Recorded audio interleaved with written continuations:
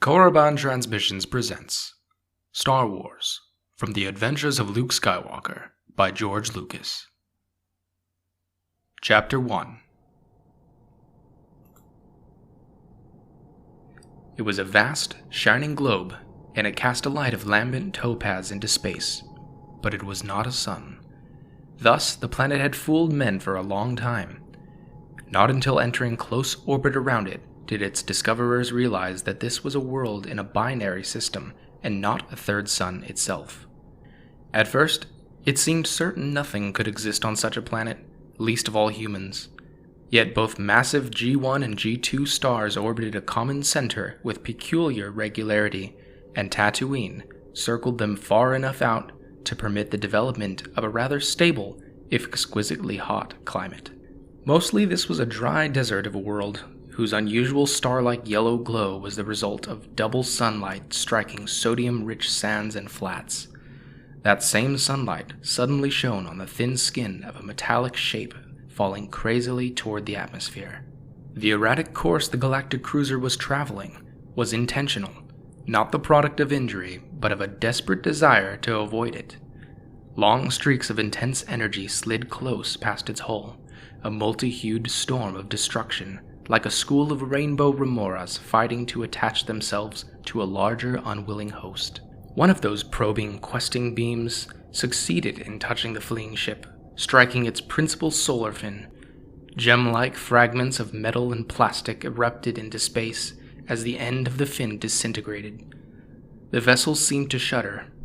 The source of those multiple energy beams suddenly hove into view. A lumbering Imperial cruiser, its massive outline bristling cactus-like with dozens of heavy weapons emplacements.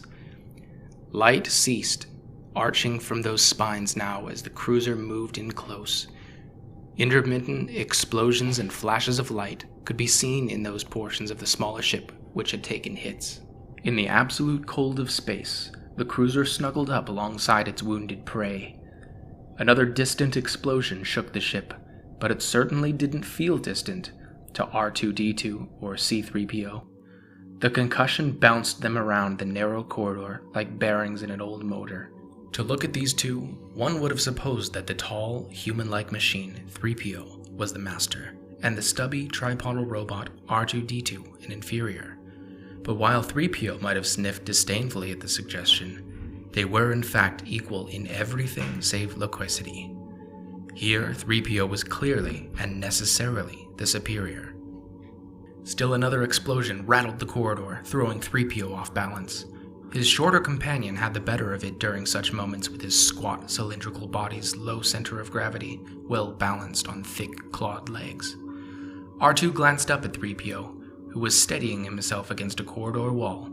Lights blinked enigmatically around a single mechanical eye as the smaller robot studied the battered casing of his friend.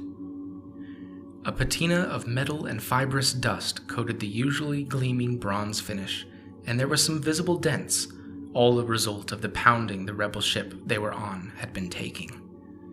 Accompanying the last attack was a persistent, deep hum, which even the loudest explosion had not been able to drown out. Then, for no apparent reason, the basso thrumming abruptly ceased, and the only sounds in the otherwise deserted corridor came from the eerie, dry twig crackle of shorting relays or the pops of dying circuitry. Explosions began to echo through the ship once more, but they were far away from the corridor. 3PO turned his smooth, human-like head to one side. Metallic ears listened intently. The imitation of a human pose was hardly necessary. 3PO's auditory sensors were fully omnidirectional, but the slim robot had been programmed to blend perfectly among human company. This programming extended even to mimicry of human gestures. "Did you hear that?" he inquired rhetorically of his patient companion, referring to the throbbing sound. "They've shut down the main reactor and the drive." His voice was full of disbelief and concern as that of any human. One metallic palm rubbed dolefully at a patch of dull gray on his side, where a broken hull brace had fallen and scored the bronze finish. 3PO was a fastidious machine, and such things troubled him. "Madness, this is madness." He shook his head slowly. This time we'll be destroyed for sure. R2 did not comment immediately. Barrel torso tilted backward, powerful legs gripping the deck, the meter-high robot was engrossed in studying the roof overhead. Though he did not have a head to cock in listening posture like his friend, R2 still somehow managed to convey that impression. A series of short beeps and chirps issued from his speaker. To even a sensitive human ear, they would have been just so much static, but to 3PO, they formed words as clear and pure as direct current. Yes, I suppose they did have to shut down the drive, 3PO admitted. But what are they going to do now? We can't enter atmosphere while our main stabilizer fin is destroyed. I can't believe we're simply going to surrender. A small band of armed humans suddenly appeared, rifles held at the ready. Their expressions were as worry-wrinkled as their uniforms, and they carried about them the aura of men prepared to die. 3PO watched silently until they had vanished around a far bend in the passageway, then looked back at R2. The smaller robot hadn't shifted from his position of listening. 3PO's gaze turned upward even though he knew R2's sensors were slightly sharper than his own. What is it, R2? A short burst of beeping came in response. Another moment, and there was no need for highly attuned sensors. For a minute or two more, the corridor remained deathly silent. Then, a faint scrape could be heard, like a cat at a door from somewhere above.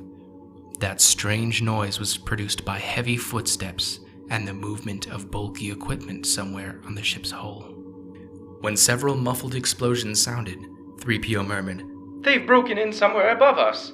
There's no escape for the captain this time." Turning, he peered down at R2. "I think we better." The shriek of overstressed metal filled the air before he could finish, and the far end of the passageway was lit by a blinding actinic flash. Somewhere down there, the little cluster of armed crew who had passed by minutes before had encountered the ship's attackers. 3PO turned his face and delicate photoreceptors away just in time to avoid the fragments of metal that flew down the corridor. At the far end, a gaping hole appeared in the roof, and reflective forms like big metal beads began dropping to the corridor floor. Both robots knew that no machine could match the fluidity with which those shapes moved, and instantly assumed fighting postures. The new arrivals were humans in armor, not mechanicals. One of them looked straight at 3PO. No, not at him. The panicked robot thought frantically, but past him. The figure shifted its big rifle around in armored hands. Too late. A beam of intense light struck the head, sending pieces of armor, bone, and flesh flying in all directions. Half the invading Imperial troops turned and began returning fire up the corridor, aiming past the two robots.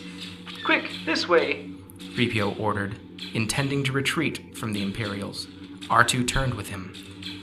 They had taken only a couple of steps when they saw the rebel crewmen in position ahead, firing down the corridor. In seconds, the passageway was filled with smoke and crisscrossing beams of energy. Red, green, and blue bolts ricocheted off polished sections of wall and floor, or ripped long gashes in metal surfaces. Screams of injured and dying humans, a peculiarly unrobotic sound, 3PO thought, echoed piercingly above the inorganic destruction.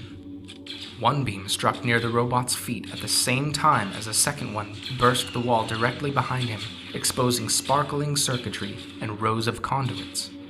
The force of the twin blast tumbled 3PO into the shredded cables, where a dozen different currents turned him into a jerking, twisting display. Strange sensations coursed through his metal nerve ends. They caused no pain, only confusion. Every time he moved and tried to free himself, there was another violent crackling as a fresh cluster of componentry broke. The noise and man-made lightning remained constant around him as the battle continued to rage. Smoke began to fill the corridor. R2-D2 bustled about, trying to help free his friend. The little robot evidenced a phlegmatic indifference to the ravening energies filling the passageway. He was built so low that most of the beams passed over him anyhow. "Help!" 3PO yelled, suddenly frightened at a new message from an internal sensor. "I think something is melting. Free my left leg. The trouble's near the pelvic servomotor." Typically, his tone turned abruptly from pleading to berating. "This is all your fault," he shouted angrily. I should have known better than to trust the logic of a half-sized thermocapillary dehousing assister. I don't know why you insisted we leave our assigned stations to come down this stupid access corridor. Not that it matters now. The whole ship must be... R2-D2 cut him off mid-speech, with some angry beepings and hoots of his own, though he continued to cut and pull with precision at the tangled high-voltage cables. Is that so? 3PO sneered in reply. The same to you, you little... An exceptionally violent explosion shook the passage, drowning him out. A lung-searing miasma of carbonized component filled the air, obscuring everything. 2 meters tall, bipedal, flowing black robes trailing from the figure, and a face forever masked by a functional, if bizarre, black metal breath screen. A dark Lord of the Sith was an awesome, threatening shape as it strode through the corridors of the rebel ship. Fear followed the footsteps of all the Dark Lords. The cloud of evil, which clung tight about this particular one, was intense enough to cause hardened Imperial troops to back away, menacing enough to set them muttering nervously among themselves. Once resolute rebel crew members ceased resisting, broke and ran in panic at the sight of the black armor. Armor which, though black as it was not nearly as dark as the thoughts drifting through the mind within. One purpose, one thought, one obsession dominated that mind now. It burned in the brain of Darth Vader as he strode down another passageway in the broken fighter. There, smoke was beginning to clear, though the sounds of faraway fighting still resounded through the hole. The battle here had ended and moved on. Only a robot was left to stir freely in the wake of the Dark Lord's passing. C-3PO finally stepped clear of the last restraining cable. Somewhere behind him, human screams could be heard from where relentless Imperial troops were mopping up the last remnants of the rebel resistance. 3PO glanced down and saw only the scarred deck. As he looked around, his voice was full of concern. R2-D2, where are you? The smoke seemed to part just a bit more. 3PO found himself staring up the passageway. R2-D2, it seemed, was there. But he wasn't looking in 3PO's direction. Instead, the little robot appeared frozen in an attitude of attention. Leaning over him was... It was difficult for even 3PO's electronic photoreceptors to penetrate the clinging, acidic smoke. A human figure. It was young, slim, and by abstruse human standards of aesthetics, 3PO mused, of a calm beauty. One small hand seemed to be moving over the front of R2's torso. 3PO started toward them as the haze thickened once more, but when he reached the end of the corridor, only R2 stood there, waiting. 3PO peered past him, uncertain. Robots were occasionally subject to electronic hallucinations, but why should he hallucinate a human? He shrugged. Then again, why not, especially when one considered the confusing circumstances of the past hour and the dose of raw current he recently absorbed. He shouldn't be surprised at anything his concatenated internal circuits conjured up. Where have you been? 3PO finally asked. Hiding, I suppose. He decided not to mention the maybe human.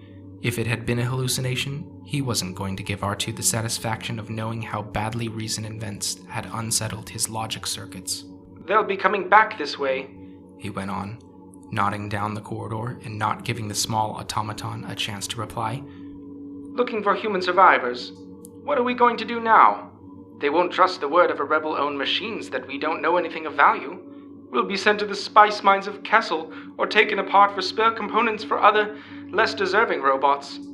That is, if they don't consider us potential program traps and blow us apart on sight if we don't... But R2 had already turned and was ambling quickly down the passageway. Wait, where are you going? Haven't you been listening to me? Uttering curses in several languages, some purely mechanical, 3PO raced fluidly after his friend.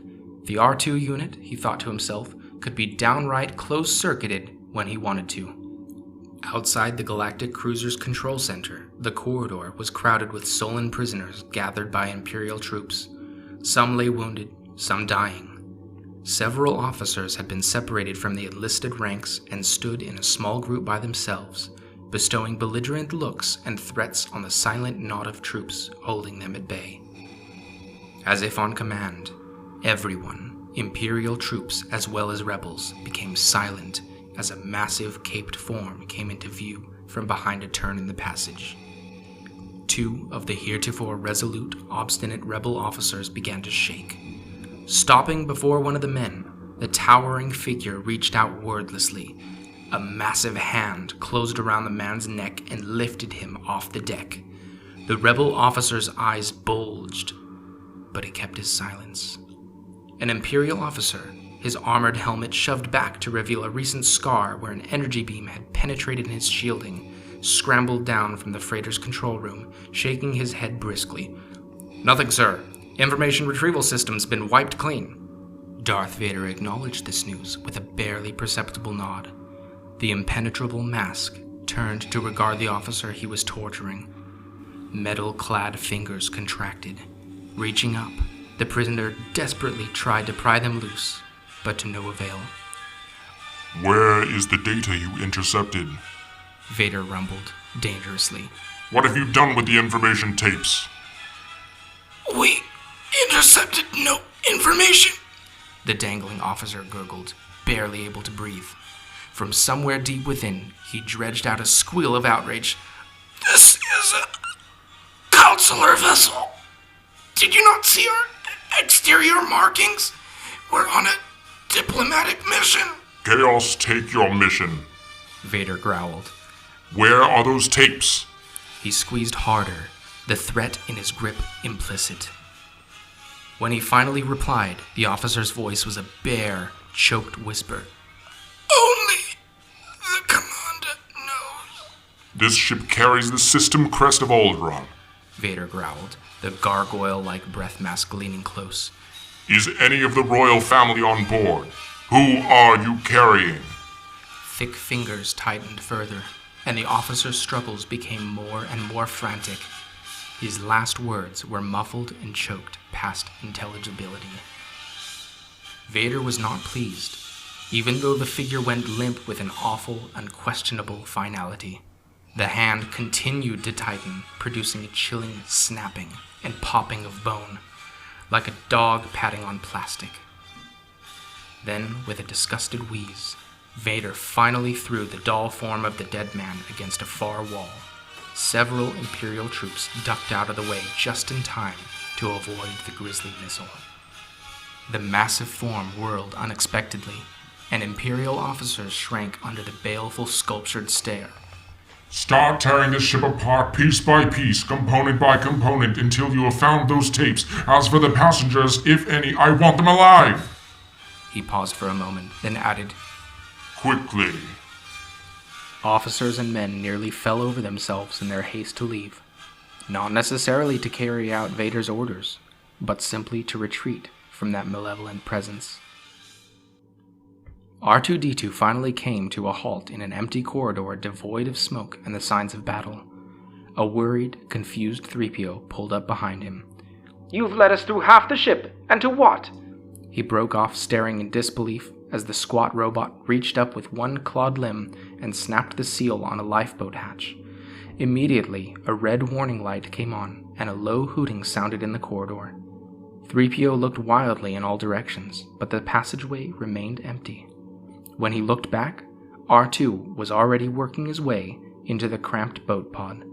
It was just large enough to hold several humans, and its design was not laid out to accommodate mechanicals. R2 had some trouble negotiating the awkward little compartment. "Hey," a startled 3PO yelled, admonishing. "You're not permitted in there. It's restricted to humans only. We might just be able to convince the Imperials that we're not rebel-programmed and are too valuable to break up, but if someone sees you in there, we haven't got a chance. Come on out." Somehow, R2 had succeeded in wedging his body into position in front of the miniature control board. He cocked his body slightly and threw a stream of loud beeps and whistles at his reluctant companion. 3PO listened. He couldn't frown, but he managed to give a good impression of doing so. "Mission? What mission? What are you talking about? You sound like you haven't got an integrated logic terminal in your left brain. No, No more adventures. I'll take my chances with the Imperials, and I'm not getting in there. An angry electronic twang came from the R2 unit. Don't call me a mindless philosopher, 3PO snapped back. you overweight, unstreamlined glob of grease. 3PO was concocting an additional rejoinder when an explosion blew out the back wall of the corridor. Dust and metal debris whooshed through the narrow sub-passageway, followed instantly by a series of secondary explosions. Flames began jumping hungrily from the exposed interior wall, reflecting off 3PO's isolated patches of polished skin. Muttering the electronic equivalent of consigning his soul to the unknown, the lanky robot jumped into the life pod. I'm going to regret this, he muttered more audibly as R2 activated the safety door behind him. The smaller robot flipped a series of switches, snapped back a cover, and pressed 3 buttons in a certain sequence. With the thunder of explosive latches, the life pod ejected from the crippled fighter. When word came over the communicators that the last pocket of resistance on the rebel ship had been cleaned out, the captain of the Imperial cruiser relaxed considerably. He was listening with pleasure to the proceedings on the captured vessel when one of his chief gunnery officers called to him. Moving to the man's position, the captain stared into the circular view screen and saw a tiny dot dropping away toward the fiery world below. There goes another pod, sir. Instructions?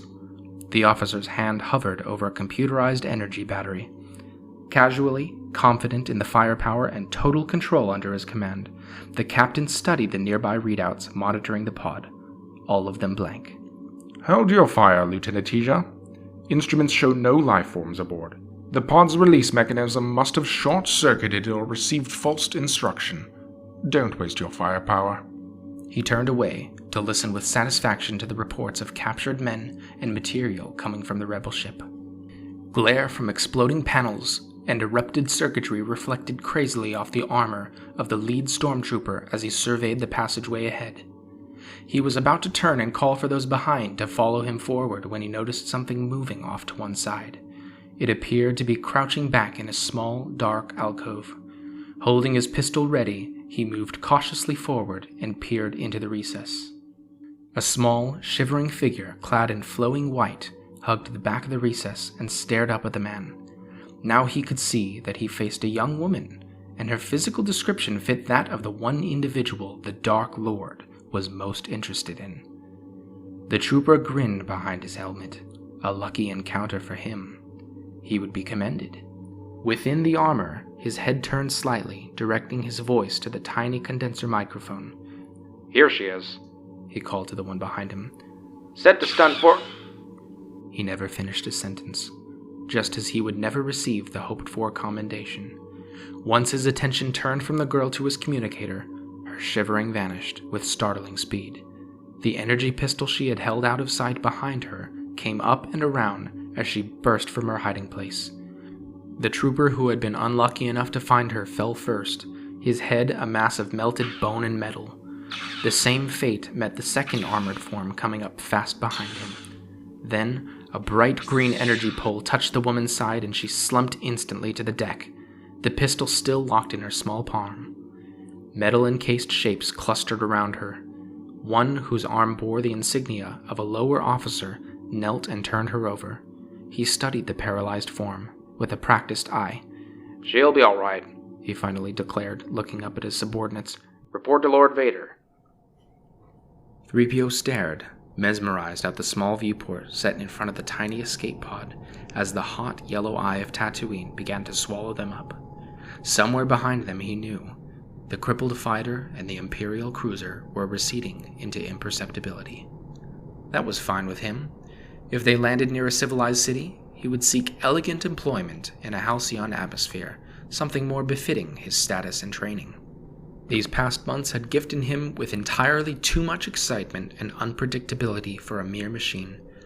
R2's seemingly random manipulation of the pod's controls promised anything but a smooth landing, however. 3PO regarded his squat companion with concern. Are you sure you know how to pilot this thing? R2 replied with a non-committal whistle that did nothing to alter the taller robot's jangled state of mind.